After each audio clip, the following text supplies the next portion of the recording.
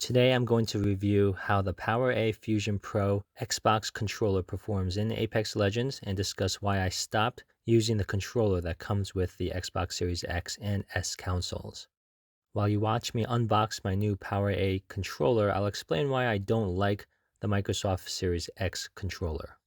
The Series X controller is a very good basic controller except for one fatal flaw, which is that it is too easy to press down on the right analog stick. The default mapping for pressing the right analog stick is typically punching, and so what happens is that you panic punch a lot in intense situations, which causes you to die. You can try mapping a different action to the analog stick, like using a grenade, and then just don't carry grenades in the inventory, but this is really just a short-term fix. When I first bought the Xbox Series X, I noticed two things I didn't like about it right off the bat. First, the analog stick heights were slightly shorter than the prior generation controllers, and it was easier to press down on the analog sticks to trigger an event.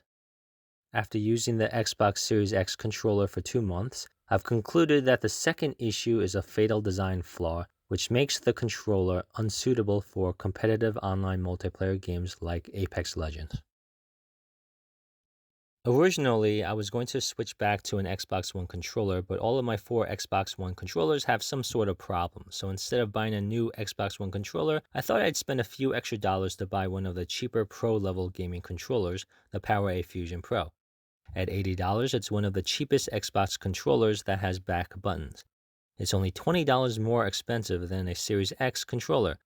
That $20 gets you 3 features that makes this controller a professional gaming level controller. First, it has removable back paddles, which lets you perform advanced movement techniques while shooting, like crouch spamming. You can crouch spam with a regular controller, but paddles makes it a lot easier. I actually only use one of the paddles on this controller, so only for crouching. The default paddles are such that you can only put a few of your fingers on the grip at a time, and the other fingers are used to press the paddle. I designed this shorter 3D printed paddle so that I can fit all of my fingers on the grip like normal and extend my fingers if I want to use the paddle. It works surprisingly well, and it only took me 3 tries to design before I got it right. The link for the 3D print file is in the description of the video. The second nice feature is that it has trigger locks. They reduce the amount of time it takes to fire a weapon, which gives a few milliseconds of advantage in a fight. Third, you can easily replace the thumbsticks. For example, you can use taller sticks or ones with different tops. I don't use this feature myself since I use a thumbstick extender that I 3D printed. You can also use a Control Freak. Another good feature for people who travel a lot like myself is that the controller comes with a very nice case. So I've only been using this controller for a few days, and I think I probably need at least a month to form a strong opinion, but I wanted to give you my initial thoughts. The main benefit of the back paddles is that they let you crouch spam while shooting, so this is when you strafe side to side and crouch up and down while shooting. This is a required ability for professional gamers and high-level non-professional gamers. So I'm demonstrating crouch spamming with the PowerA Fusion Pro in the firing range here. I need more practice, but so far I can see myself mastering these back paddles to allow me to crouch spam easily in games. The back paddles also allow you to jump while shooting.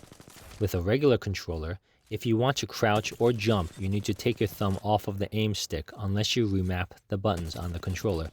With back paddles, you can jump or crouch and shoot simultaneously much easier. So here is my first attempt at crouch spamming with this controller in a game. I was sort of successful. I definitely need a lot more practice. Now let's cover some negatives. The biggest negative is that the built-in headset jack has some background static. This has no impact on me personally since I plug my headset directly into a computer monitor or TV, bypassing the controller entirely. I don't think the audio quality of the headset jack on any controller is good, and that includes PlayStation controllers.